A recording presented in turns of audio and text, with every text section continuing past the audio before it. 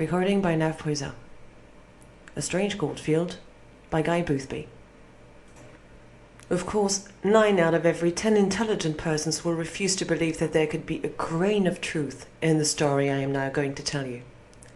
The 10th may have some small faith in my veracity, but what I think of his intelligence I am going to keep to myself. In a certain portion of a certain Australian colony, 2 miners went out prospecting in what was then as now one of the dreariest parts of the island continent, chanced upon a rich find. They applied to government for the usual reward, and in less than a month 3,000 people were settled on the field. What privations they had to go through to get there, and the miseries they had to endure when they did reach their journey's end, have only a remote bearing on this story, but they would make a big book. I should explain that between the railcat and the field was a stretch of country some 300 miles in extent. It was badly watered, vilely grassed, and execrably timbered. What was even worse, a considerable portion of it was made up of red sand, and everybody who has been compelled to travel over that knows what it means. Yet these enthusiastic seekers after wealth pushed on, some on horseback, some in bullock wagons, but the majority travelled on foot, the graves and the skeleton of cattle belonging to those who had preceded them punctuating their route and telling them what they might expect as they advanced. That the field did not prove a success is now a matter of history. But that same history, if you read between the lines, gives one some notion of what life must have been like while it lasted. The water supply was entirely insufficient. Provisions were bad and ruinously expensive. The men themselves, as a rule, were the roughest of the rough, while the less said about the majority of the women, the better. Then typhoid stepped in and stalked like the destroying angel through the camp. Its inhabitants went down like sheep in a draught, and for most part rose no more. Where there had been a lust of gold, there was now panic, terror. Every man feared that he might be the next to be attacked, and it was only the knowledge of those terrible 300 miles that separated them from civilization that kept many of them on the field. The most thickly populated part was now the cemetery. Drink was the only solace, and under its influence such scenes were enacted as I dare not describe. As they heard of fresh deaths, men shook their fists at heaven and cursed the day when they first saw pick or shovel.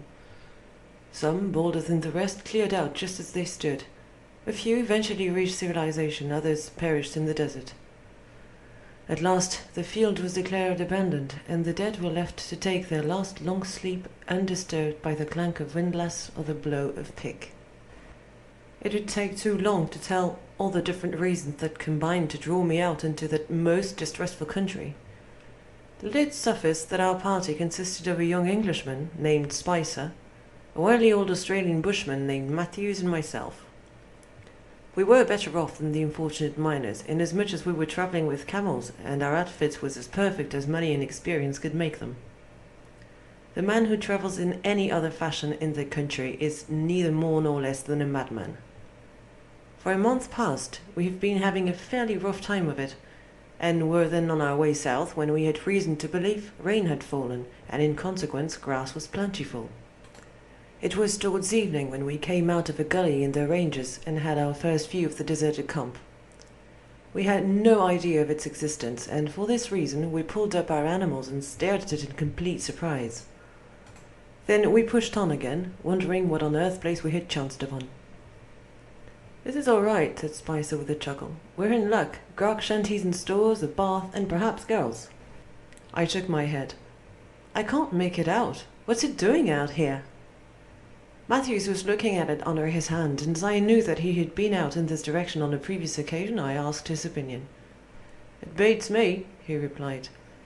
"But if you ask me what I think, I should say it's Garunia, the field that was deserted some 4 or 5 years back."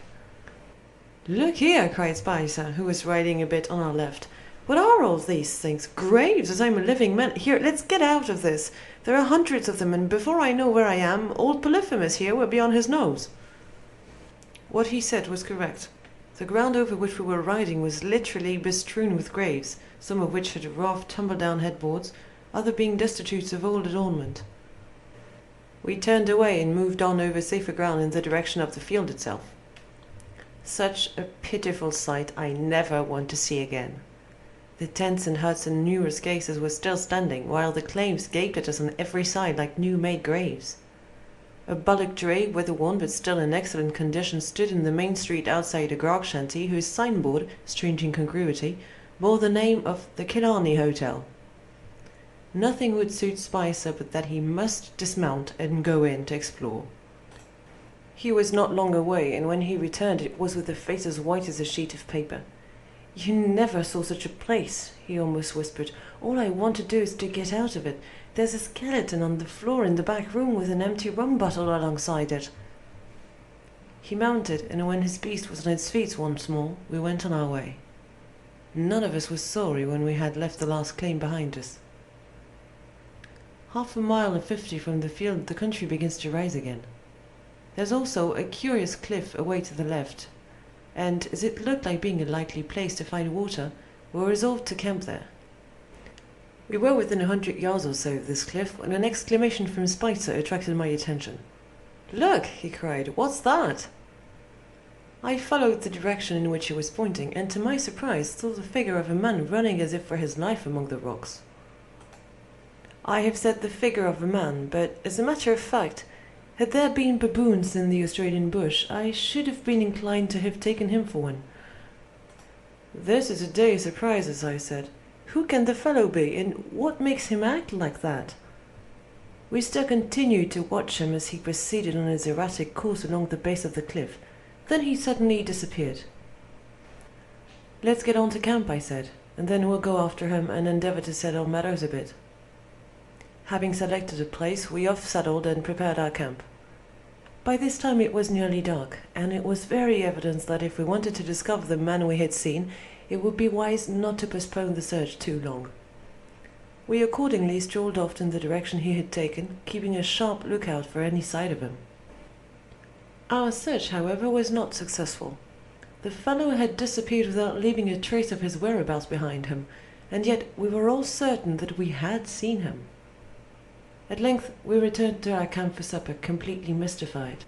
As we ate our meal, we discussed the problem and vowed that on the morrow we would renew the search.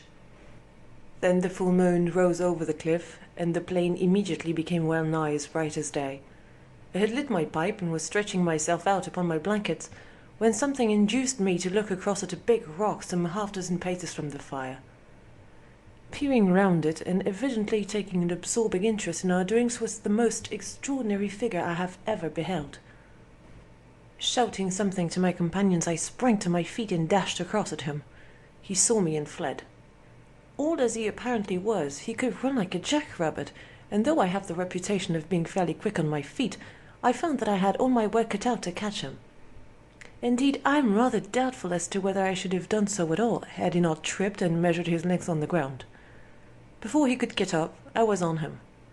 "I've got you at last, my friend," I said. "Now you just come along back to the camp and let us have a look at you." In reply he snarled like a dog, and I believe would have bitten me, had I not held him off. My word, he was a creature more animal than man, and the reek of him was worse than that of our camels. From what I could tell, he must have been about 60 years of age, was below the middle height, had white eyebrows, white hair, and a white beard. He was dressed partly in rags and partly in skins, and went barefooted like a blackfellow. While I was overhauling him, the others came up, whereupon we escorted him back to the camp. "Oh, what wouldn't Bottom give for him?" said Spicer. "You're a beauty, my friend, and no mistake. What's your name?" The fellow only grunted in reply. Then, seeing the pipes in our mouths, a curious change came over him, and he muttered something that resembled "give me." "Wants a smoke?" interrupted Matthews. "Poor beggar's been without for a long time, I reckon. Well, I've got an old pipe, so you can have a draw."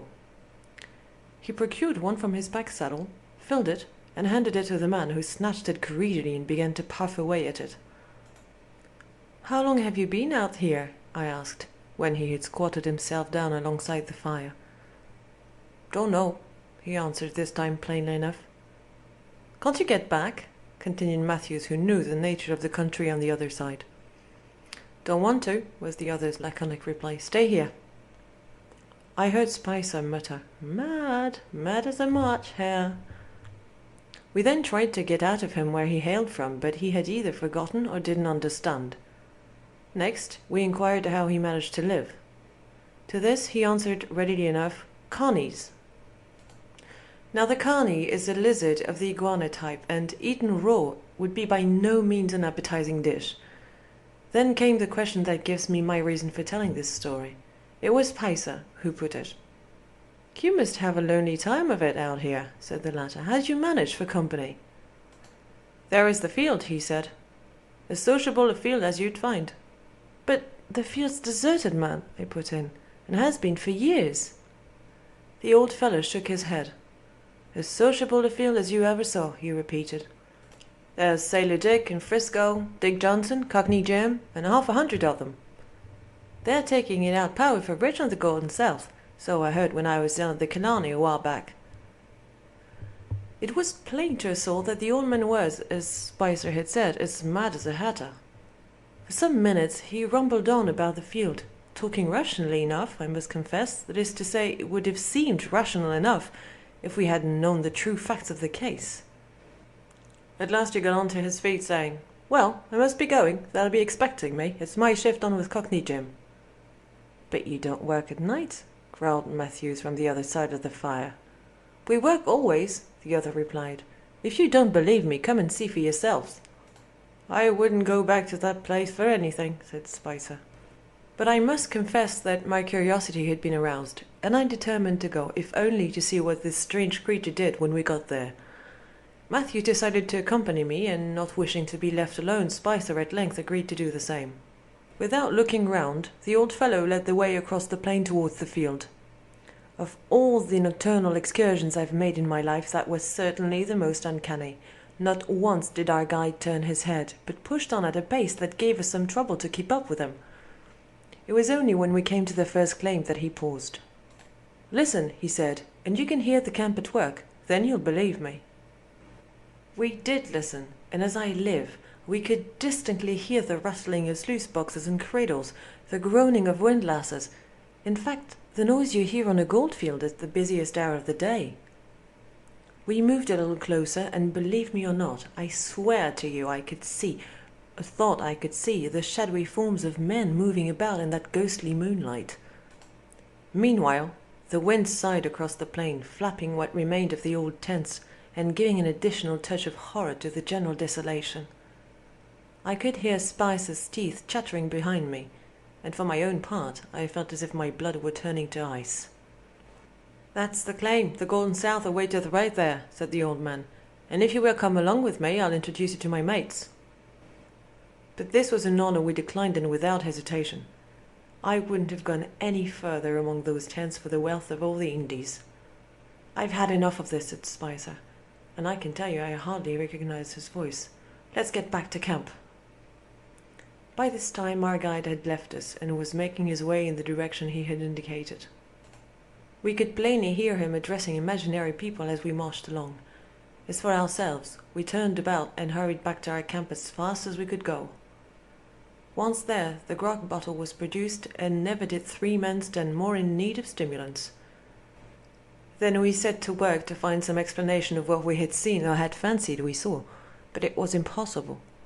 The wind might have rattled the old windlasses, but it could not be held accountable for those shadowy grey forms that had moved about among the claims.